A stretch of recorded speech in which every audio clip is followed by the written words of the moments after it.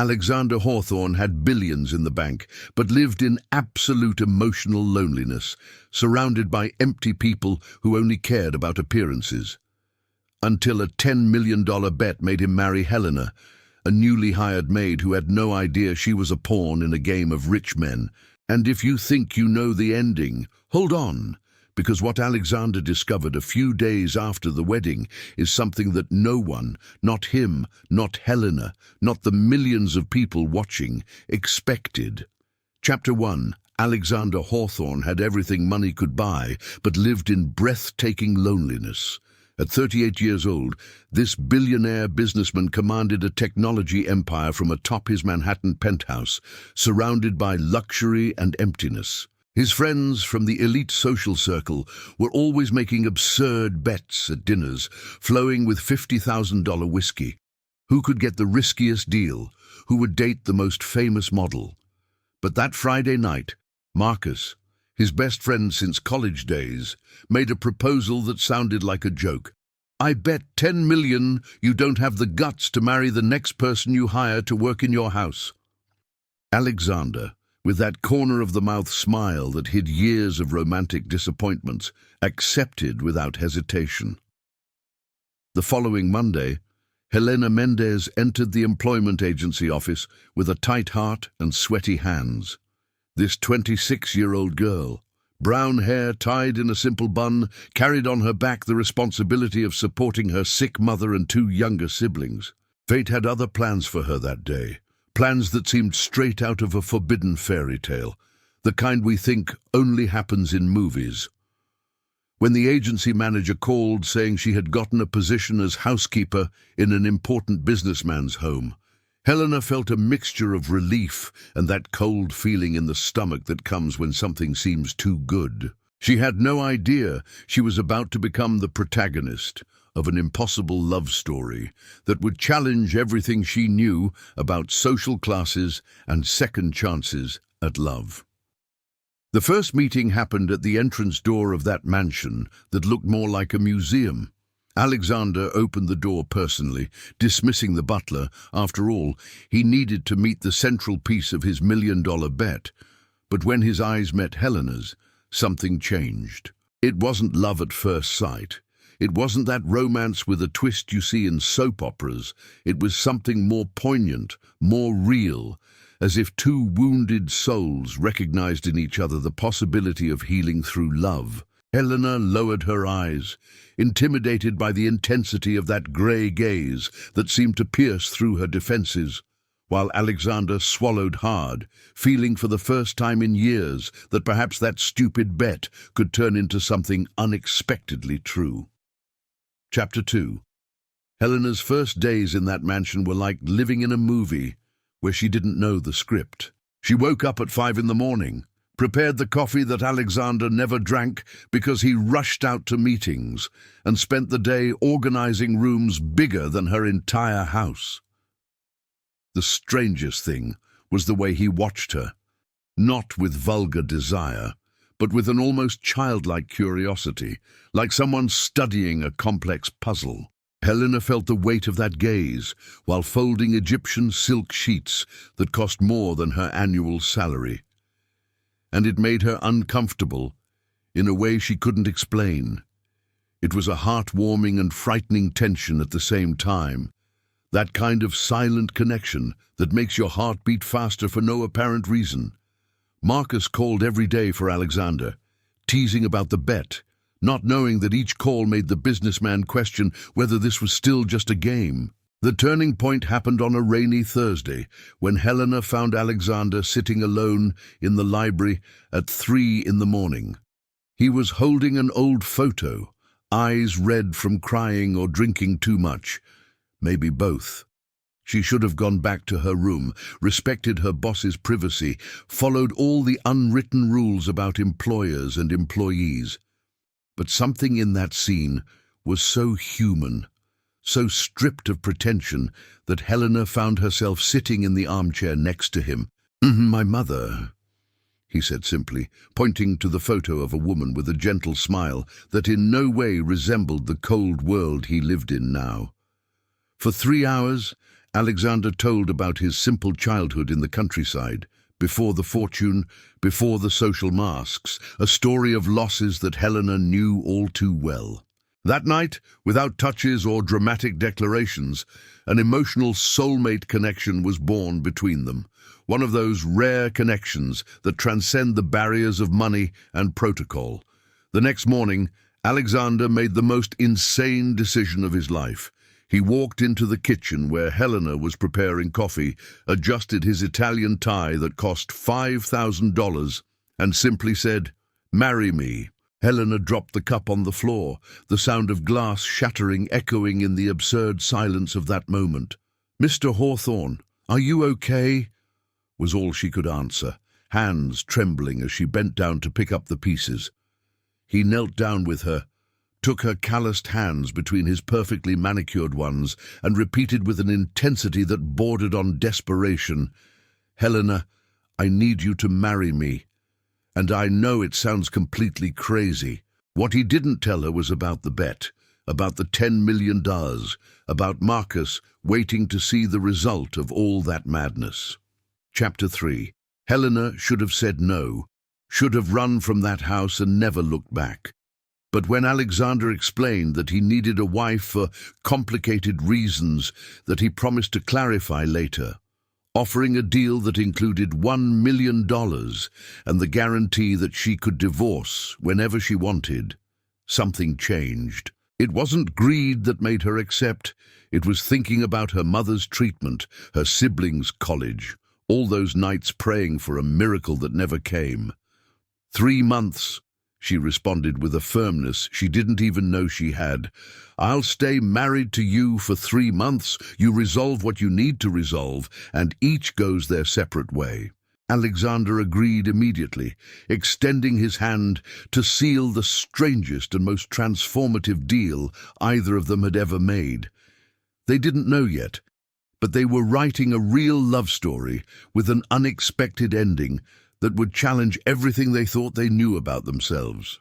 The wedding happened on a grey Monday in a discreet courthouse in New Jersey. Helena wore a simple white dress that Alexander had ordered bought, and he wore a casual suit that still cost more than an economy car. There were no flowers, music, or guests, only 2 witnesses that Alexander's lawyer provided. Strange people who signed papers without asking questions. When the judge said, "You may kiss the bride," there was an awkward silence, until Alexander gave a quick and chaste peck on Helena's lips, as mechanical as a signature on a contract. But that brief touch, that brush of lips that should have been protocol, sent an electric current down both their spines, the kind of forbidden spark that makes you question if you're playing with fire. Helena left there as Mrs. Hawthorne, wearing a diamond ring that weighed as heavily on her finger as on her conscience. News of the wedding exploded like a bomb in Manhattan's social circle. Marcus almost spat out his champagne when Alexander called announcing he had fulfilled the bet in record time, less than 2 weeks from hiring to the "I do" at the altar. Gossip magazines went into a frenzy trying to find out who the mysterious woman was who had hooked the city's most coveted bachelor, while Helena tried to process that her life had been turned upside down. On their first night as an official couple, they dined in silence at a table for 12, each at one end, the physical distance reflecting the social abyss between them. Alexander watched his contract wife cut the filet mignon with the delicacy of someone afraid of making a mistake, and for the first time since accepting that idiotic bet, he felt something that looked dangerously like remorse, but also something more, something breathtaking that he preferred not to name. Chapter 4. The following days were a strange dance between 2 worlds that should never touch. Alexander maintained his ruthless executive routine, meetings, lightning trips, business dinners, while Helena tried to adapt to the role of millionaire wife without losing her essence. She refused the closet full of designer clothes he offered, preferring her simple dresses she had bought with her own sweat. She also refused the staff of employees, insisting on cooking and tidying at least their bedroom, a gesture that left Alexander disconcerted and strangely touched. It was like watching a love reunion between two strangers, something gripping that not even the best Hollywood screenwriter could invent. The mansion's staff whispered in the hallways, speculating about that marriage that defied all logic, while Marcus kept calling to collect details about the one bet. The first crack in the facade of the business marriage appeared on a stormy night. Helena woke up screaming, sweating cold, trapped in a nightmare about losing her mother. Alexander was at her side in seconds. They slept in the same room to keep up appearances before the employees, but in separate beds, a safe distance between them. Without thinking, he pulled her into his arms, stroking her hair while whispering words of comfort he didn't know he knew. Helena clung to him like someone clinging to a life preserver in the middle of the ocean, and for the first time since they sealed that bizarre agreement, both completely let their guard down. They stayed like that until dawn, intertwined in an intimacy deeper than any sex, sharing fears and stories they had never told anyone. That kind of first love connection that you think only exists in adolescence. When the sun rose, neither mentioned what had happened, but both knew something fundamental had changed. It was Marcus who, unintentionally, planted the seed of distrust.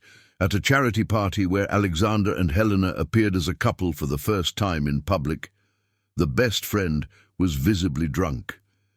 He put his arm around Helena's shoulders, that smile of someone about to tell a delicious secret, and began, "You know you're the luckiest woman in New York, right? $10 million bet, and my friend here chose exactly you to—" Alexander interrupted him abruptly, dragging Marcus away before he finished the sentence. But the damage was done. Helena stood paralyzed in the middle of that room full of rich and perfumed people, champagne dripping from the glass she was holding too tightly, trying to process those words that sounded like a slap in the face. Bet 10 million. She was part of a game. Chapter 5. Helena didn't say anything that night, kept the polite smile she had learned to use as a shield. But when they returned home, she locked herself in the bathroom and cried until she had no more tears, that silent and poignant cry of someone who feels humiliated to the bones. Alexander knocked on the door for an hour, begging her to let him explain, his voice increasingly desperate. When Helena finally came out, eyes swollen and red, she didn't yell or make a scene. She just asked with a frightening calm, "Am I a bet? Did you marry me for $10 million?" The silence that followed was more eloquent than any confession. Alexander opened his mouth to explain, to contextualize, but realized there was no context in the world that justified what he had done, turning a human being into a game piece to entertain his rich and bored friends. The truth is always more tragic when it comes too late. In the following weeks, the mansion became a silent battlefield. Helena continued to fulfill her role as perfect wife in public. After all, she had signed a contract and her family depended on that money. But at home, she treated Alexander with a cutting coldness, that kind of indifference that hurts more than anger. He tried everything, expensive flowers she let wither, romantic dinners where she ate in silence, even a trip to Paris that she categorically refused. The businessman who always got everything he wanted found himself powerless before the only thing that really mattered, the forgiveness of a woman he had learned to love without realizing it. Marcus tried to apologize, explained he was drunk, but the damage was done. The impossible love story that was being born within those marble walls seemed doomed before it even really began. It was Helena's mother who, without knowing anything, changed the game. She called on a Tuesday night, her voice weak but emotional, saying the doctors had discharged her. The expensive treatment that Alexander paid for was working. She was going to survive. Helena collapsed right there in the middle of the living room, sobbing with relief while pressing the phone against her chest. Alexander, who was watching everything from afar, approached slowly, cautious like someone approaching a wounded animal. When she lifted her face to him, There was no anger in those eyes, only gratitude mixed with confusion so intense it broke his heart. "Why did you do this?" she asked, referring to the treatment, not the bet. "Because," Alexander began, and then simply spoke the truth he had been denying for weeks. "Because I fell in love with you, Elena. For real. And I would do anything to see you happy, even knowing you have every right to hate me." Chapter 6.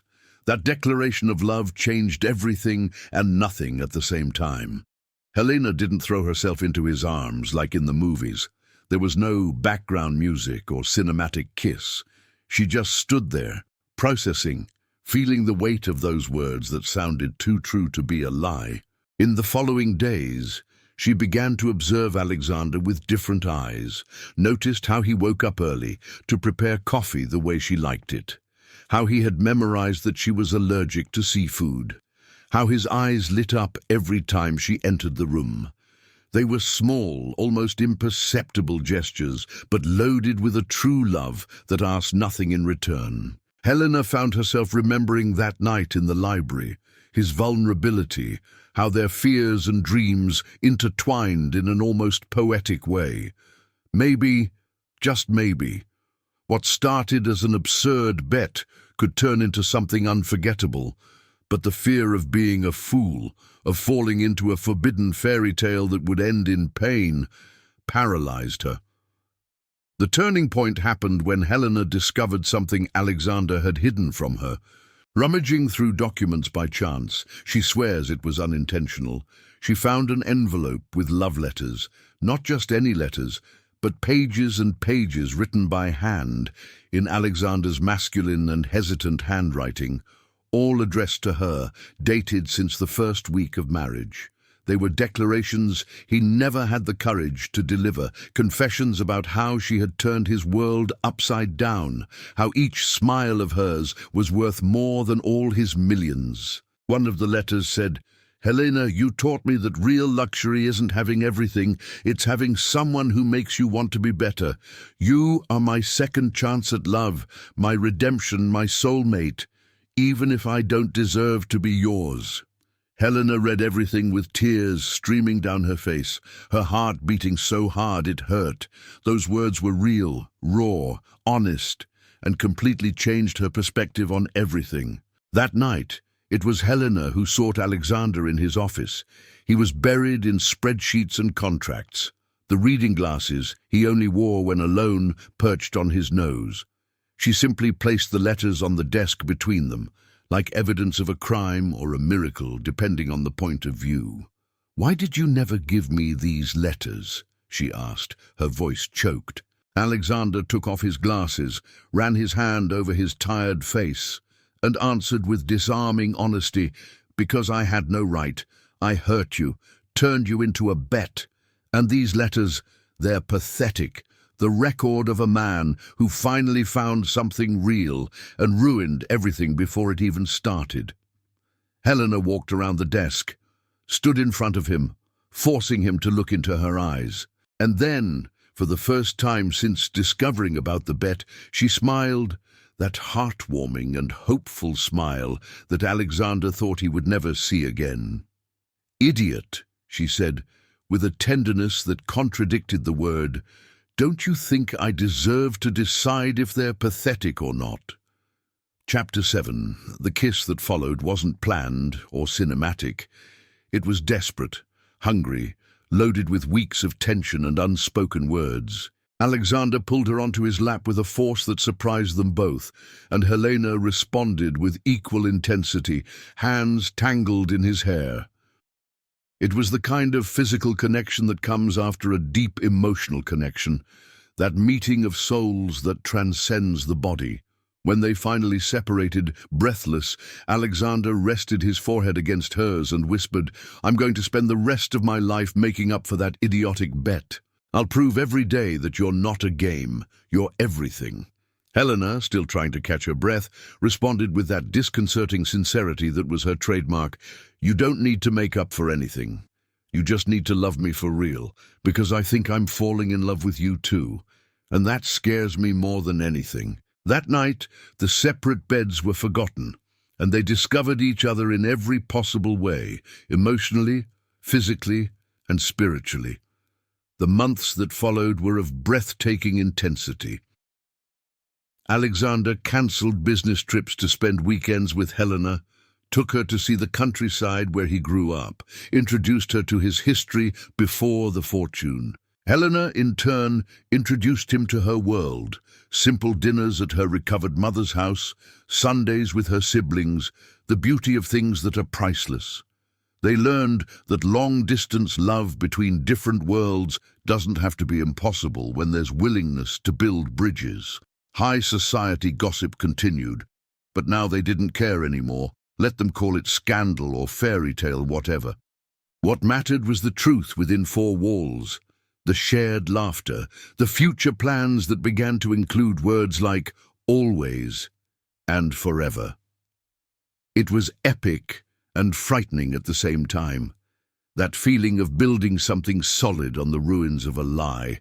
But life has a peculiar way of testing us when we're too happy. Marcus, still resentful about being pushed away after the party episode, decided to collect the bet publicly.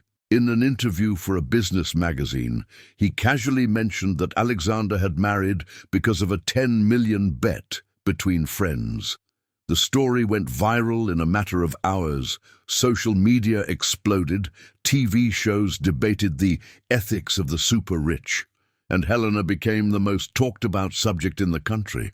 She was at the salon getting her nails done with her mother when she saw the notification on her cell phone, the headline screaming, "Billionaire married maid because of bet. Wife was part of game between rich guys." The ground seemed to collapse beneath her feet, not because of the story itself, she already knew, but because of the public humiliation, because everyone knew she had been a piece in a game of bored men. Chapter 8. Helena came home determined to end everything. 3 months had already passed. The contract was fulfilled. She had the money and her family was fine. There was no more reason to continue in that public farce. Alexander was in the living room waiting, knew the bomb had exploded, and knew Helena well enough to predict her reaction. "I'm leaving," she announced before even closing the door, her voice firm despite the tears that insisted on falling. "I can't stand being a joke on the internet anymore. I can't stand everyone thinking I'm an opportunist or a victim. This isn't fair to me. It isn't fair to us." Alexander stood up slowly, hands in his pockets, because he knew if he touched her, she would crumble, and so would he. "Helena, please, give me a chance to fix this. Let me show the whole world that you're not a bet. You're my real wife, my true love." But she was already going upstairs to pack, each step seeming like a condemnation. That's when Alexander did something completely crazy and triumphant. He called all the main TV channels, convened a press conference in the mansion's garden in 2 hours. Helena, who was packing upstairs, was warned by the housekeeper about the strange movement outside. When she came down, she found at least 20 cameras, journalists, photographers, a real media circus. Alexander was in the center of it all, microphone in hand, waiting for her. "What are you doing?" Helena whispered when she got close, mortified by all that attention. He just took her hand, intertwined his fingers, and said loud enough for everyone to hear, "I came to correct the narrative. I came to tell the truth, all of it without filters." And then, in front of millions of people watching live, Alexander Hawthorne began to tell his story, the bet, yes, but also the love that wasn't in the script. "It's true. I married Helena because of a stupid bet," he began, his voice firm despite visible nervousness. $10 million to marry the next person I hired. That was the bet I accepted in a moment of arrogance and existential emptiness. And yes, Helena was my employee, and yes, I offered her money to marry me without explaining the real reasons. All of this is true and it's shameful, the audience murmured. Cameras clicked frantically, and Helena squeezed his hand tightly, not knowing where this was going. Alexander continued, "But what Marcus and these magazines don't tell is the rest of the story. How this woman taught me what honor is, hard work, love without interests. How she took care of her sick mother with a strength I've never seen in any company's CEO. How she made me laugh for the first time in years, cry for the second time, and fall in love for the first time for real in my life." He turned to Helena, completely forgetting the cameras.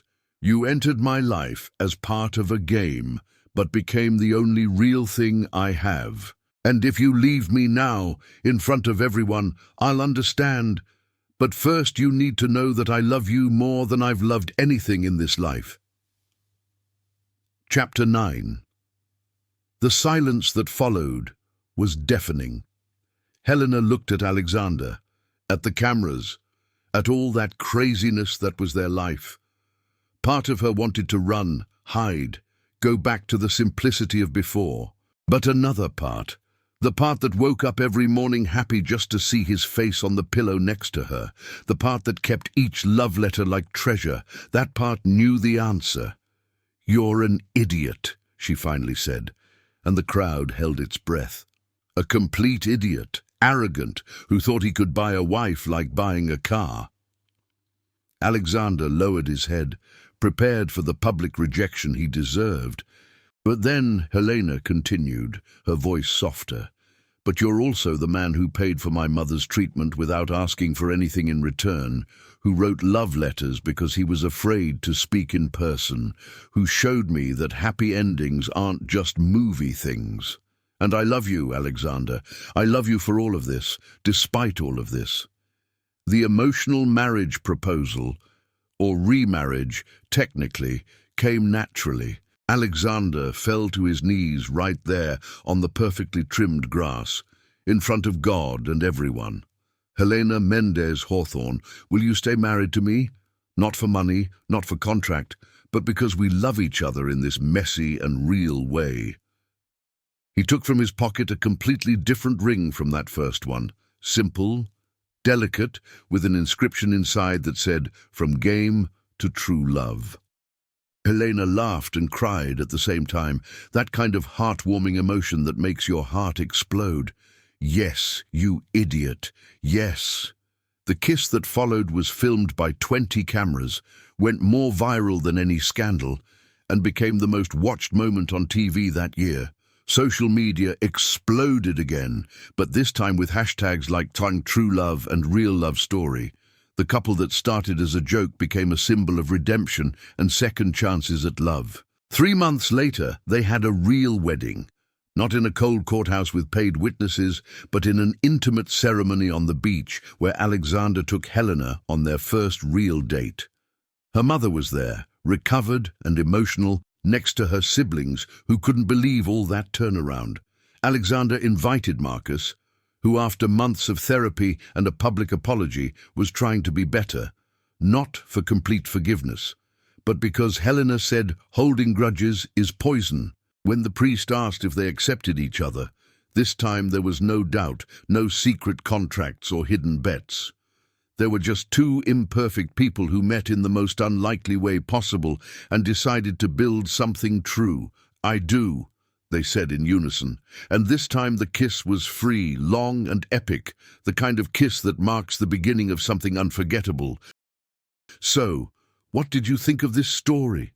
Seriously, stop for a second and think. How many times do we judge situations by appearance without knowing what really happens behind the curtains? Alexander and Helena taught us that true love doesn't respect social classes, contracts, or bets. It just happens, transforms, redeems. The big question that remains is, would you have the courage to embrace a love that the whole world judges? Could you forgive someone who hurt you, but who proved with actions that they truly changed? These aren't easy questions, but they're essential for us to grow emotionally. If this story touched your heart, if you believe in second chances and in happy endings that we build ourselves, leave here in the comments which part moved you the most. I read all of them and make a point of responding.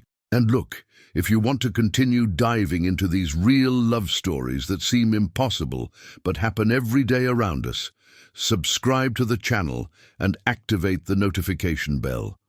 Because every week, I bring stories that will make you believe that true love, that breathtaking and transformative kind, still exists in this world. See you in the next video, and remember, your love story can also be epic. You just need to have the courage to write it.